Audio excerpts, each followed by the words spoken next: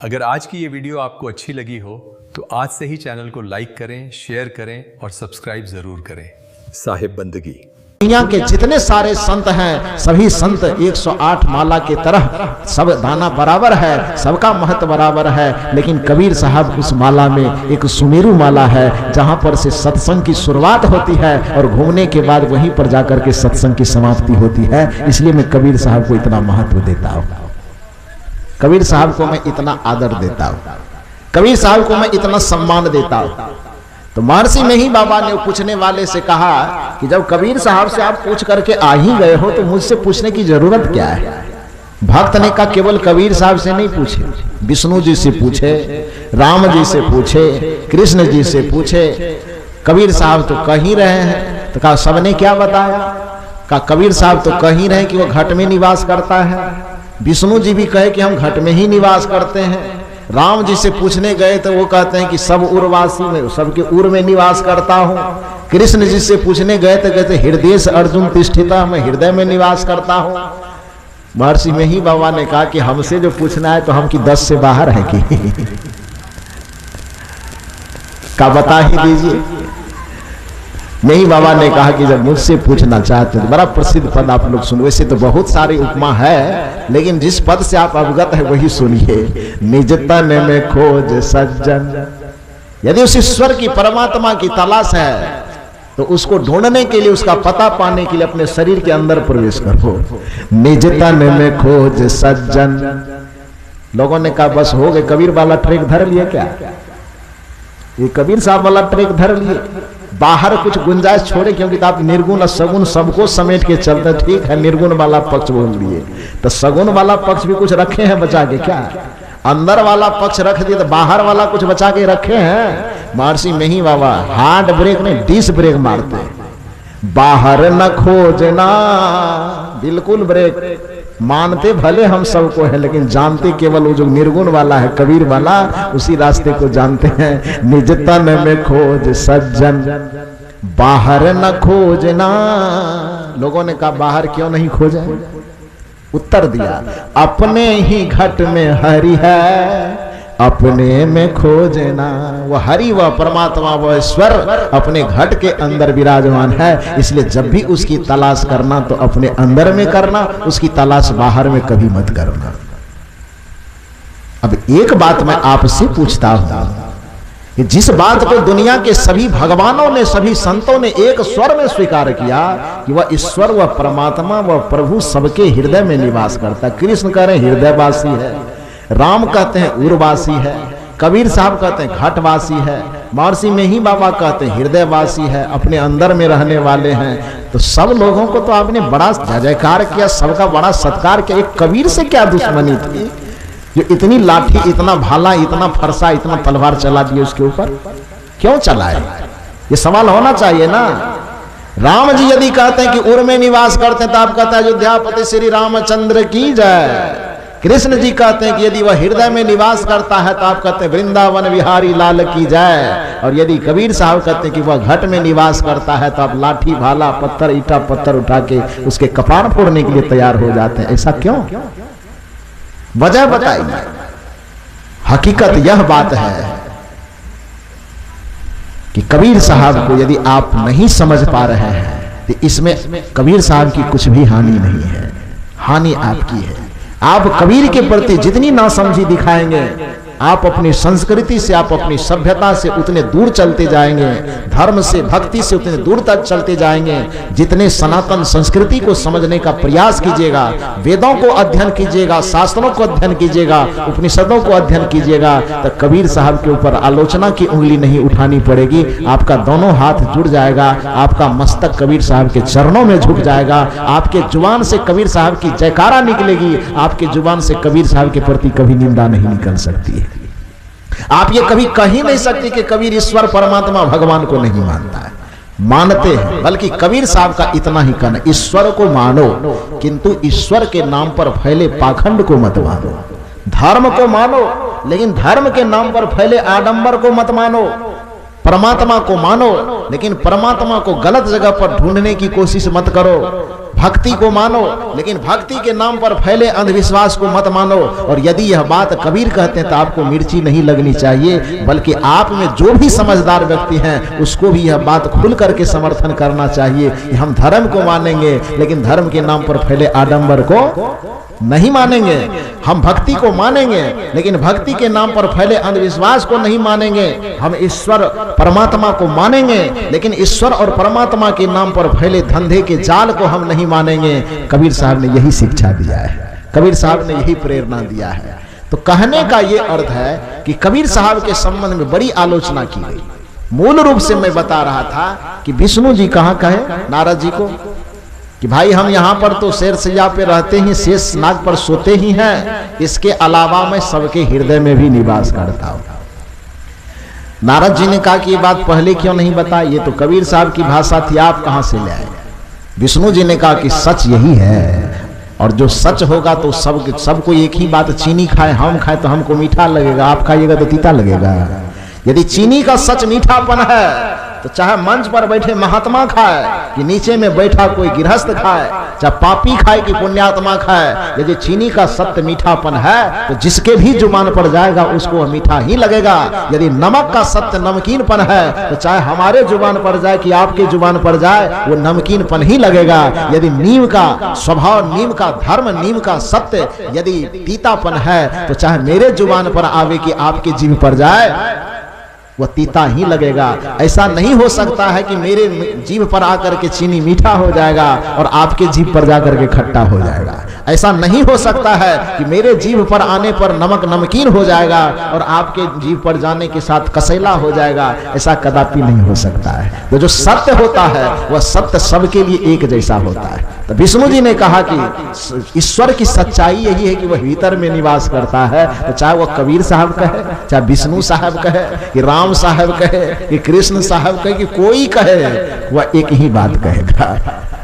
Head branch भले मेरा यहाँ पर है, लेकिन सीएसपी जितना हृदय है उस सब में मैं निवास करता हूं। तो विष्णु नारद जी ने कहा तब तो कोई खबर पहुंचाने के लिए आपके पास नहीं आना पड़ेगा। का बिल्कुल नहीं। यह प्रसंग कौन चीज पर उठा कि जब संतों की बात हम काटते हैं, जब संतों की बात नहीं मानते हैं तो हमें जगत की लात खानी पड़ती है। इसी बात को बताने के लिए कहानी कही जा रही, सुनिए बढ़िया से। विष्णु जी ने कहा कि मैं सबके हृदय में निवास करता हूं। नारद जी ने कहा कि तब कोई बात यदि हमें पहुंचानी होगी तो आपके पास नहीं आना पड़ेगा। कहा नहीं, हमको जहां आपसे मिलना चाहेंगे हमको पहचान लीजिएगा ना। विष्णु जी ने कहा बिल्कुल पहचान लेंगे। नारद जी बड़ा खुश हो गया कि जब सबके हृदय में निवास करता है और जहां कहीं भी कोई सूचना मिलेगी तो किसी के सामने खड़े हो जाएंगे और भगवान से हम सीधे संवाद कर लेंगे। यहाँ इतना दूर नारायण नारायण रट करके आने की क्या जरूरत है। संजोग से चलते चलते चलते चलते इसी गांव में उतर गया। क्या नाम है इस गांव का? देवडाड़। हाँ, तो इसी गांव में देवडाड़ गांव में उतर गया नारद जी। आप लोगों से भेंट हुई थी? उस समय सोए हुए थे। नारद जी आए थे तो भेंट हुई थी आप लोगों से? नहीं हो सकी होगी। हम गाड़ी उतारे थे तो नारद जी आ रहे थे। नारद जी से ही पूछ करके हम लोग इधर आए। तो खैर भेंट नहीं हुई तो हमसे भेंट हुई थी। जो हुई थी वो बता रहे हैं, उसको सुनिए बढ़िया से। नारद जी उतरे, सत्संग सुनने के लिए यहाँ लोग आ रहे थे। श्री अनिल साहब उधर से आ रहे थे, हम भी उधर से आ रहे थे और महात्मा साधु लोग आ रहे थे। तो नारद जी जैसे आए बड़ा मगन होकर के कि हम विष्णु जी से पूछ करके आ रहे हैं कि आप कहाँ रहते हैं। तो विष्णु जी ने कहा कि सबके हृदय में रहते हैं। तो जहां भी जाएंगे भगवान हमको पहचान ही लेंगे। कोई बात कहनी होगी तो सीधे एकदम कह देंगे, तार वगैरह भी जोड़ने की तो जरूरत है नहीं, संवाद स्थापित हो जाएगा। यह सोच करके मगन होकर के वो आ ही रहे थे कि श्री अनिल साहब सबसे नारद साहब से भेंट गए। अनंत स्वरूप साहब मुलाकात हो गई कि नारद जी कहाँ जा रहे हैं। का देवडाड़ वाला वो रास्ता उधर बैयार तरफ जो जा रहा है उधर जा रहे हैं। का उधर मत जाइए, एक भैंसा है। भैंसा समझते हैं ना? भैंसा समझते हैं? भैंसा, एक भैंसा है और थोड़ा पागलपन सवार हो गया उसको। उधर जो भी व्यक्ति जाता है बड़ा खतरा, उधर मत जाइए। नारद जी ने कहा कि आपका नाम क्या है? साहब जी बताए मेरा नाम अनंत स्वरूप जी है। का आप कबीर साहब के अनुगामी है क्या? कहा हाँ। का तब तो आपकी बात बिल्कुल नहीं मानेंगे। अभी अभी हम अपने भगवान से पूछ करके आए हैं, भगवान ने कहा कि मैं सभी प्राणी के हृदय में निवास करता हूं। तो आपके लिए वह भैंसा पागल होगा कि अधपागल होगा मुझे नहीं पता, लेकिन मेरे लिए तो परमात्मा का साक्षात मंदिर है, और मैं जाऊंगा तो उस पागल भैंसा के अंदर भी मेरे विष्णु भगवान बैठे होंगे। मैं जाऊंगा, मुझे देखते ही मेरे भगवान पहचान जाएंगे, तो फिर भला मुझे क्यों मारेंगे? उससे हमको डरने की क्या जरूरत है? इसलिए हमको मत रोकी, हम चले जाएंगे। इनकी बात काट करके आगे निकल गए। रास्ते में हम मिल गए। हमने भी कहा कि कोई रोका नहीं क्या आपको? कहा एक अनंत स्वरूप साहब नाम का आदमी रोका था। मैंने कहा बात मान लेनी चाहिए। हम भी कह रहे कि उधर मत जाइए, एक भैंसा है, उधर जाइएगा तो खतरा है। नारद जी ने कहा कि आप भी उसी के बिरादरी के हैं क्या? हम कहे हाँ है तो वही। आपकी भी बात नहीं मानेंगे, मेरी भी बात काट दिया। रास्ते से और कोई सत्संगी सत्संग सुनने आ रहे थे। उसने कहा नारद जी इधर कहाँ जा रहे हैं? इधर आगे में भैंसा है, वो भी पागल, रास्ते में बढ़िएगा, खतरा, उधर मत जाइए। उसने कहा कि आज सब पर एक नशा सवार हो गया, रोक क्यों रहे हैं? अरे अभी हम भगवान से पूछ करके आए हैं। उन्होंने कहा कि मैं सबके घट में, सबके हृदय में निवास करता हूं। तो जब वो पागल हो कि अधपागल हो, उसके भी अंदर मेरा भगवान निवास करता होगा। और जब मैं उसके पास जाऊंगा तो मैं उतना बड़ा भक्त हूं कि उसके अंदर से बैठ करके मुझे जान लेगा। और जैसे ही देखेगा कि ये मेरा नारद है, वो मुझे कुछ नहीं कहेगा, बल्कि बड़ा स्नेह से मुझे अपने पास बुला ले। उमंग में नाचते नाचते नाचते नारद जी चले गए। और जैसे भैंसा के नजदीक पहुंचे तो भैंसा क्या किया? तिरछी नजर से देखना शुरू किया कि के आ रहा है, करताल बजाते हुए नारायण नारायण। नारद जी जैसे देखे कि भैंसा तिरछी नजर करके हमको देख रहा है, तो जो और जोर जोर से बीना और करताल बजा के नारायण नारायण और जोर से नारायण नारायण करने लगा। अब जितना जोर से वो नारायण नारायण करने लगा तो भैंसा को और ज्यादा गुस्सा उठे। संजोग से नारायण नारायण करते करते करते भैंसा के बिल्कुल करीब ही नारद जी पहुंच गए। जैसे नारद जी पहुंचे, भैंसा आओ देखा न तो घुटना टेक करके नारद जी को सींग पर उठाया और 4 बार घुमा करके इतना जोर से पटका कि नारद जी के शरीर का 16 हड्डी कड़कड़ा करके टूट गया। अब नारद जी अब नारायण नारायण क्या चिल्लाएंगे? माँ और बाप चिल्ला रहा है, दर्द से कड़ाह रहा है किसी तरह। आप लोगों को हंसी क्यों आ रही है? आप ही के गांव की बात है, हंसिए मत। तो नारद जी दर्द से कराते कराते चिल्लाते चिल्लाते, अब करे तो क्या करे? नारायण बोलना भी चाहे तो बोल नहीं पा रहा है, दर्द इतनी ज्यादा हो रही, शरीर के हड्डी कड़कड़ा गया। तो किसी तरह से कराते कराते कराते कराते वो विष्णु लोक की यात्रा पे निकला, विष्णु लोक पहुंचा। विष्णु जी देखा कि दर्द से कराते माँ बाप चिल्लाते कोई व्यक्ति आ रहा है। विष्णु जी ने कहा देखो कौन है? द्वारपाल ने कहा नारद जी का अंदर भेजो।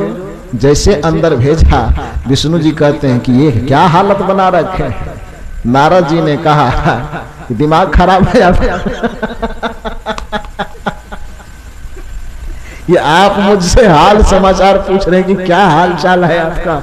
ये सारा हाल चाल आप ही का किया। आपको नहीं बताना था, असली पता तो मत बताते। ये जाल में फंसाने के लिए, उलझाने के लिए कौन सा तरकीब बता दिया कि हम सभी प्राणी के अंदर में रहते हैं, और आप ही के जाल में फंस करके हम पागल भैंसा पर भरोसा किए कि उसके भी अंदर आप रहते होंगे, हम जाएंगे तो पहचान लीजिएगा। पहचानेंगे क्या? उठा के भैंसा ऐसा पटका है कि शरीर का सारा नोट भलटू ढीला हो गया। तो विष्णु जी ने कहा कि ये कैसे हुआ? कहा इसलिए कि मैं आपकी बात पे विश्वास कर लिया कि आप सबके अंदर रहते हैं। विष्णु जी ने कहा तू झूठ बोलता है, ये विश्वास तू नहीं किया, तू अपने जिद पे और अहंकार में अड़ा रह गया। यदि यह विश्वास कर लेता कि मैं सबके अंदर निवास करता हूं, तो भैंसा के अंदर तो तुमने उस चीज को अनुभव किया, लेकिन जिस रास्ते से तू जा रहा था, तो उस रास्ते में तुमको कोई मिला था कि नहीं मिला था? कहा मिला दिया। सबसे पहला व्यक्ति का नाम का आनंद स्वरूप साहब कि दूसरा व्यक्ति कि कहलगांव वाले साहब जी थे, तीसरा का और सब कोई सत्संगी लोग था। कम कई आदमी लगभग मना किया, कहा 5-7 आदमी कम से कम। का जिसने मना किया था, जब हमने कह दिया कि सबके हृदय में मैं निवास करता हूं, तो जिस 5-7 आदमी ने तुमको मना किया था उसके अंदर विष्णु भगवान नहीं झलका तुमको? झलका कि नहीं झलका? जब सभी प्राणी के हृदय में निवास करता हूं, तो जिसने तुम्हें उस गलत रास्ते में जाने से मना किया उसके भी हृदय में बैठ करके मैं ही मना कर रहा था। और जब 7 विष्णु भगवान के बात को काट करके तुम आगे निकल गया, तो 8वां विष्णु भगवान उठा कि तुम्हारा रनकिनी नहीं ढीला करेगा तो क्या करेगा?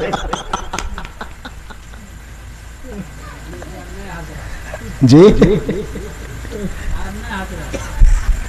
साहब जी भी हंस रहे, कैसे नहीं हंस रहे? तो क्या शरीर का नट भैल्टू ढीला नहीं होगा तो क्या होगा? जब 7 विष्णु भगवान के तूने बात को काट दिया, ये 7 विष्णु भगवान हृदय में बैठ करके वो कह रहा था कि ये रास्ता गलत है, उधर भैंसा बैठा, उधर मत जाओ, लेकिन तू उसकी बात को माना नहीं और 7 भगवान के बात को तू काट दिया। तो 8वां भगवान को ये व्यवस्था करनी पड़ी कि तुम्हारे कमर की हड्डी तोड़ दी जाए, तभी तुम बात को मानेगा, अन्यथा तू बात को मानेगा नहीं। कहने का ये अर्थ है। ये तो खैर हंसी लग गई सबको, हमको भी हंसा दिया आगे में बैठ करके। तो कहने का ये अर्थ है कि मूल बात यह है कि जब आप किसी अनुभवी महापुरुष के आत्मा के तल पर बैठे हुए महामानव की बात को काटते हैं, तो आप एक व्यक्ति की बात को नहीं काट रहे होते हैं, बल्कि एक सत्य के बात को काट रहे होते हैं, ईश्वर के बात को काट रहे होते हैं, परमात्मा के बात को काट रहे होते हैं। और जब ऐसे सत्य में स्थित महापुरुषों की बात को आप काटेंगे तो फिर क्या होगा? जैसे उस रास्ते में भैंसा पड़ा हुआ है तो वहां से रोकता है, तो यही महापुरुष मन से बैठ करके रोकते, खैनी मत खाना जी, इनकी बात नहीं मानेंगे तो कैंसर का लात नहीं खाना पड़ेगा आपको। इसी मन से बैठ करके महापुरुष आपको बताते हैं कि दारू नहीं पीना चाहिए, रोकते हैं कि उधर मत जाओ, खतरा है। इनकी बात की अवहेलना करके आप उस रास्ते में बढ़ जाएंगे तो लात खाना, कमर टूटेगा कि नहीं टूटेगा? हड्डी टूटेगी ना। इसी मन से बैठ करके महापुरुष कहते हैं कि आप राग द्वेष मत करो, विवाद मत करो, छल कपट मत करो, काम क्रोध लोभ मोह में मत उलझो। उस रास्ते में जाने से रोकता है, लेकिन इस महापुरुषों की बातों का आप अवहेलना करके उस रास्ते में कूद जाते हैं, आगे बढ़ जाते हैं, तो वहां भैंसा उठा के पटकेगा नहीं तो और क्या करेगा? करेगा ना। कबीर साहब ने उस केला को मना किया। मैं मूल साखी क्या कह रहा था? केला तब ही नचेतिया जब ढिगलागा बेर, अब की चेते क्या भया काटन लिंधा घेर। जैसे संत महापुरुष नशा दुर्व्यसन इत्यादि के तरफ जाने से मना करता है, कबीर साहब उस केला के वृक्ष को देख करके और उसे के नीचे में बेड़ के पौधे को पनपते देख करके कबीर साहब ने उसको मना किया कि देखो सावधान हो जाओ। लेकिन केला मुझ पे ताव दे रहा है, हमारा ही क्या बिगाड़ देगा? कुछ नहीं बिगाड़ सकता है। परिणाम क्या हुआ? कबीर साहब तो कह रहे हैं कि कबीर जात पुकारिया चढ़ी चंदन की डाल, बाट लगाए न लगे पुनिका लेत हमार। साहब जी मंच पर आए, हम मंच पे आए, आपको समझा रहे हैं, सिखा रहे हैं, सुना रहे हैं, ये काम करना चाहिए, ये काम नहीं करना चाहिए। और जो काम बता रहे हैं कि नहीं करना चाहिए, यहाँ से उठ करके बेड़ी के पार जाइए और वही काम आप करना शुरू कीजिए। हम क्या बिगाड़ लेंगे आपका? क्या कर सकते हैं? हम कह रहे हैं कि आपको दारू नहीं पीना चाहिए, गेट के बाहर जाके खड़ा हो। गेट के बाहर की क्या बात है? यहीं पर खड़ा होकर आप दारू पीना शुरू कीजिए। हम क्या करेंगे आपका? कुछ कर सकते हैं? आपको कहें कि सिगरेट नहीं पीना चाहिए, आप यहीं खड़ा होकर के सिगरेट भोंकना शुरू कर दीजिए, कोई महापुरुष क्या करेगा आपको? कबीर साहब कहते कबीर जात पुकारिया चढ़ी चंदन की डाल, डांट लगाए। हम तो बाट लगाने की कोशिश कर रहे हैं, सुधारने समझाने की कोशिश कर रहे हैं, लेकिन बाट लगाए ना लगे तो पुनिका लेता हमारे। यदि लगाने से नहीं लग रहा है, समझाने से नहीं समझ रहे हैं, तो कबीर का क्या बिगड़ेगा? मेरा क्या बिगड़ेगा? संतों का, महापुरुषों का क्या बिगड़ेगा? किसी का कुछ नहीं बिगड़ता है। तो केला को समझाने पर भी केला यदि नहीं समझा तो कबीर साहब अपने रास्ते चल दीजिए। अब समझना तुम, देखना तुम कि आगे क्या होता है। चलेगा। चले जाने के बाद संजोग से दूसरे रास्ते से गए। संजोग की बात हुई कि 3-4 साल के बाद, 5 साल के बाद कबीर साहब को दोबारा उसी रास्ते से गुजरना हुआ। और 5 साल के बाद जब गुजर करके उसी रास्ते से आते हैं तो जो केला अपने मोछ पर ताव दे रहा था, वो केला झड़झड़ आंसू बहा रहा है। रोते रोते अपना दुखड़ा देखा कि कबीर साहब जा रहे हैं। तो आपने साखी सुना होगा कि दुख में सुमिरन सब करे, सुख में करे न कोई, जो सुख में सुमिरन करे तो दुख काहे को होए। जिस समय स्वाभाविक रूप से संत समझा रहे थे, उस समय तो बड़ा घमंड में चूर हो रहा था कि हमको समझने की जरूरत नहीं है। लेकिन आज जब विपत्ति घेर ली, 5 साल के बाद वही केला हाथ जोड़ करके कबीर साहब के रास्ते में खड़े हैं। जैसे ही कबीर साहब आए, गुरुदेव आपने बड़ी समझाने की कोशिश की थी, बात को हम समझे नहीं, अब बड़ा विपत्ति में फंस गए हैं, अब क्या करें। विपत्ति में क्या फंसा था? तो केला के बढ़ने की तो क्षमता होती है ना, एक सीमा के बाद उसका बढ़ना रुक जाता है, रुकता है ना। लेकिन पेड़ के पौधा वो क्या होगा, वो बढ़ते जाएगा, बढ़ते जाएगा, बढ़ते जाएगा। तो 5 साल में केला जहां था उसकी लंबाई चौड़ाई तो उतनी ही थी ना, ऊंचाई उतनी ही थी। लेकिन पेड़ का जो पौधा छोटा सा दिख रहा था, बढ़ते बढ़ते बढ़ते बढ़ते पूरा डाल पात उसका फैल गया।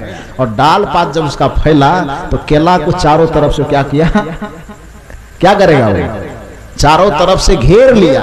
और चारों तरफ से घेरने के बाद अब पूर्वा पश्चिया हवा चले तो पत्ता क्या करेगा, जरा सा करवट बनेगा, दाएं बाएं।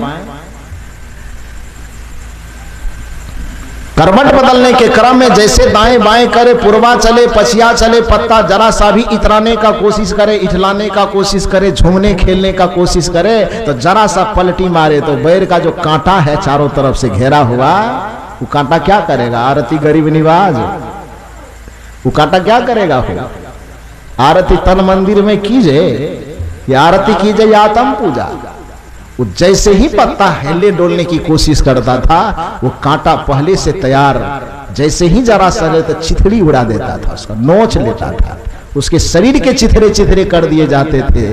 और पत्ते के शरीर के चिथरे हो जाने पर केला के पास आंसू बहाने के अलावा कोई उपाय नहीं है। कबीर साहब जैसे ही सामने में आए, वह केला का पत्ता रो रो करके अपना हाल सुना रहा है। उसी जगह सदगुरु कबीर प्रतीक में यह साखी कहते हैं, केला तब ही न चेतिया, 5 साल पहले हम रास्ते से जा रहे थे, तुम्हारे सामने में छोटा सा पेड़ का पौधा पनपा था। उस समय हम अपने मन से तुमको समझाने की कोशिश किए थे, लेकिन तब ही न चेतिया, उस समय तुम संभला नहीं। चेतना का मतलब संभालना, चेतने का मतलब समझना, चेतने का मतलब सुधरना। कबीर साहब कहते 5 साल के बाद तू आंसू बहा रहा है, लेकिन जिस समय हम शुरुआत में जा रहे थे, पेड़ के छोटे से पौधे को देख करके मैंने तुम्हें समझाया था, लेकिन हुआ क्या, केला तब ही न चेतिया, जब ढिग लागा बेड़, ढिग मन नजदीक में, जब ढिग लागा बेड़। लेकिन अब 5 साल के बाद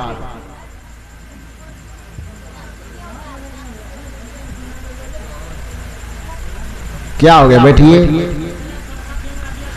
आजा बैठो बैठो, बोलिए सदगुरुदेव की। तो केला तब ही न चेतिया, जब ठीक है, वो क्या हो गया उसका,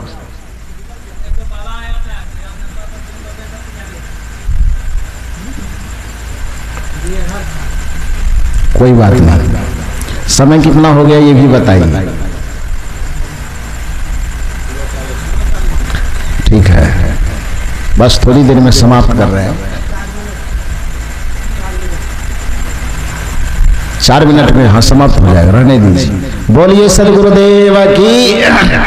तो कबीर साहब कहते केला तब ही न चेतिया, जब ढीग लागा बेर। ढीग का मतलब तो नजदीक, सामने में नजदीक में छोटा सा पेड़ का पौधा पनपा, तो उसी समय तू क्यों नहीं संभला जी।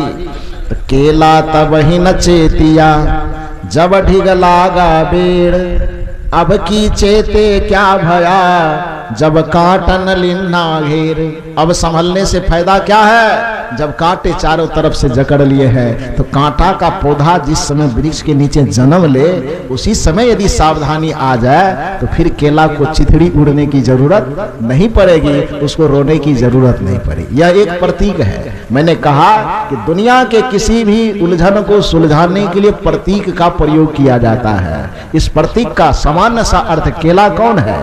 कि हम तमाम मनुष्य ही केला के वृक्ष हैं। अब बेर का वृक्ष क्या है? जीवन में आया हुआ अवगुण, जीवन में आए हुए विकार, जीवन में आई हुई बुराई, वह छोटा सा बेर का पौधा है।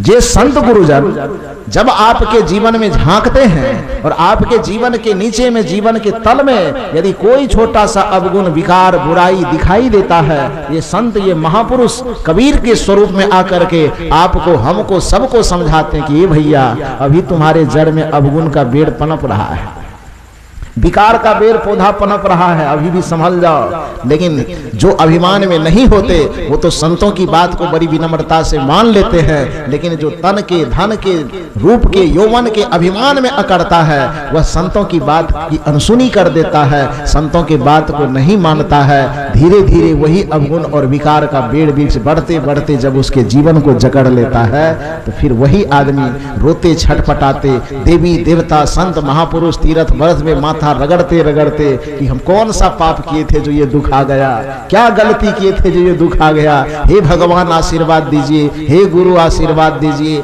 हे संत महापुरुष आशीर्वाद दीजिए और हमारा दुख हरण कर लीजिए। ये गिड़गिड़ाने की आवश्यकता आपको कभी नहीं पड़ेगी यदि आप सदगुरु कबीर की इस उक्ति को मान लेते हैं।